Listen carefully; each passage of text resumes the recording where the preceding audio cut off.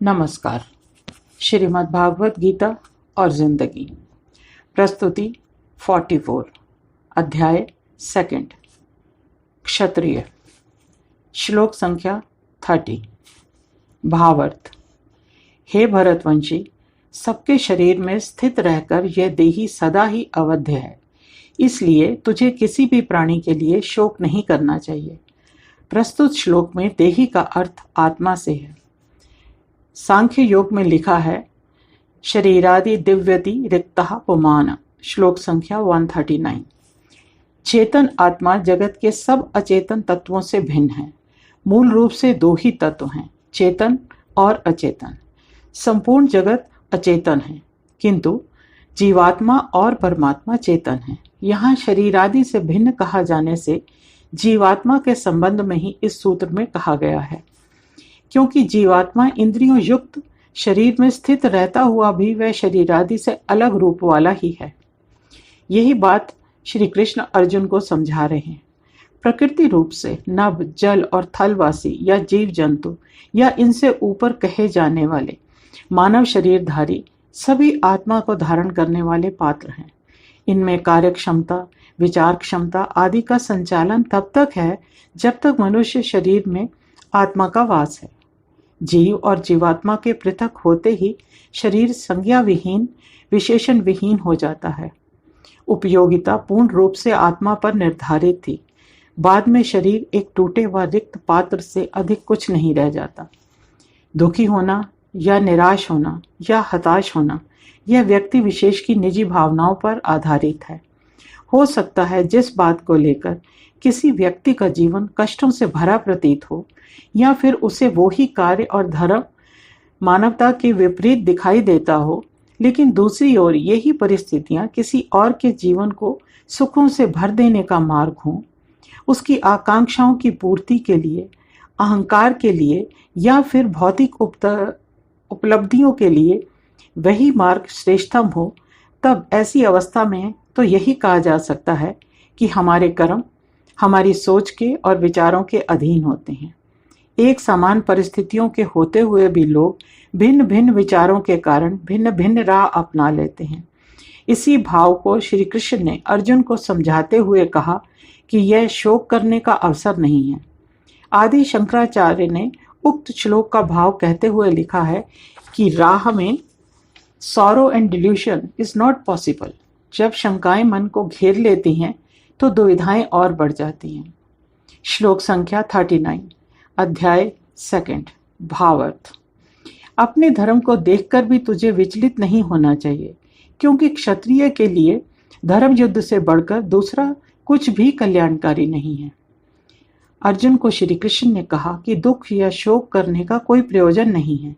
मन में उठ रही शंकाओं का समाधान पाने के लिए यह आवश्यक है कि हम उस दुविधा से निकल अपने कर्तव्य की ओर ध्यान दें। शोक की शिथिलता से उबरने के लिए श्री कृष्ण ने अर्जुन को उसका कर्तव्य स्मरण करवाया। श्री कृष्ण ने अर्जुन से कहा कि वह जन्म से ही नहीं, कर्म से भी क्षत्रिय है, योद्धा है। वे क्षत्रिय जिन पर शासन का भार होता है, वे साधारण योद्धाओं से कहीं ऊंचा स्थान रखते हैं। उन्हें धर्म, समाज व सिंहासन की सुरक्षा का सदा ध्यान रखना चाहिए। इसीलिए श्री कृष्ण ने अर्जुन को क्षत्रिय कहकर संबोधित किया और उसे उसके कर्म के प्रति कर्तव्य बोध करवाया। सनातन धर्म की हजारों वर्षों से यही परंपरा रही है। धर्म और समाज की रक्षा करने वालों को क्षत्रिय ही माना जाता है। धर्म से भी और कर्म से भी विमुख हो जाना तो पतन के आवाहन करने जैसा है। आज के युग में भी यह बात उतनी महत्वपूर्ण नहीं लगती, क्योंकि आज की मान्यताएं और कर्तव्यों की रूपरेखा में धर्म और समाज की उन्नति और रक्षा का स्थान अहंकार और स्वार्थ ने ले लिया है, जो ना तो स्थायी समाधान है और ना ही स्थायी क्रमबद्ध प्रगति। कुरुक्षेत्र के मैदान में अधर्म का परचम उठाया गया और यह आवश्यक था कि धर्म की रक्षा हेतु प्रत्येक योद्धा उचित मार्ग का चयन करे, समय की पुकार को सुने, समाज का कल्याण करने के लिए शस्त्र उठाए। ऐसी परिस्थिति में धर्म और कर्म परिवार और अहंकार से ऊपर उठ जाते हैं। ऐसे में परिवार की रक्षा के लिए शस्त्र उठाना पुण्य का काम ही माना जाएगा। अर्जुन ने अपनी युद्ध कला के वर्षों के कठिन परिश्रम से सींचा था, कठिन अभ्यास से, मंत्रों और तंत्रों से शक्तियां अर्जित की थी, पर आज मोह पास में फंस कर कर्तव्य विमुख हो रहा था। प्रस्तुत परिस्थितियों में श्री कृष्ण ने अर्जुन को एक क्षत्रिय के धर्म का पालन करने को कहा। इस श्लोक में जो बात मुख्य रूप से समझने की है वो यह है कि मनुष्य यदि भावना विशेष पर पहुंचकर अपनी विचार शक्ति को या सोच को वहीं विश्राम दे देता है तो यह एक तरह से कार्य या कर्म को करने से पहले ही पराजय स्वीकार कर लेने जैसा है। खासकर तब जब मन वो करने को बाध्य हो रहा हो जो समयानुकूल नहीं है, परिस्थितियों के अनुकूल नहीं है, उद्देश्य के अनुकूल नहीं है और जनहित व समाज के अनुकूल भी नहीं है। इसे बालहट की भी संज्ञा दी जा सकती है।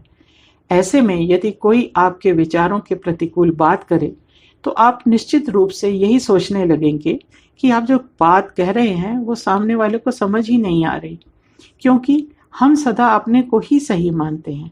पर ऐसा तभी संभव है जब आपका पथ प्रदर्शक स्वयं ही अमुक परिस्थिति से अनभिज्ञ हो।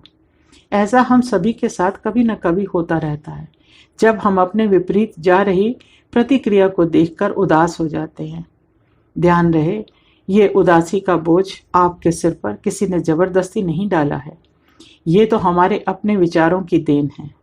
ऐसे विचार सदा नहीं रहते, परिस्थितियों के हिसाब से इनमें फेरबदल होते रहना स्वाभाविक है।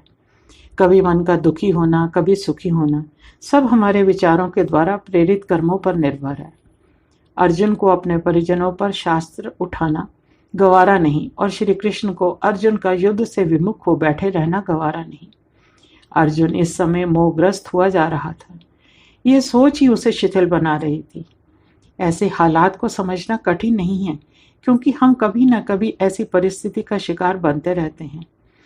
ऐसे में हमें कोई ज्ञानी या बुद्धिजीवी समझाकर उभारे या फिर हमारी विवेक शक्ति का सहारा हमें मिले तो ही हम कठिन परिस्थितियों का सामना करने में सक्षम हो सकते हैं।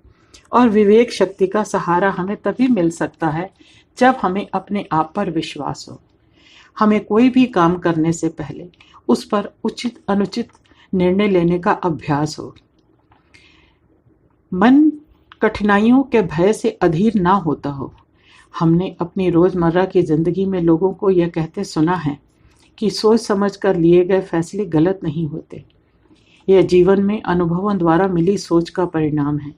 निश्चित जानिए कि किसी भी कार्य को करने से पहले यदि वह अनुचित है तो हमें अपनी अंतरात्मा से एक चेतावनी अवश्य मिलती है। हाँ, हम उसे अनसुना कर देते हैं, ये दूसरी बात है।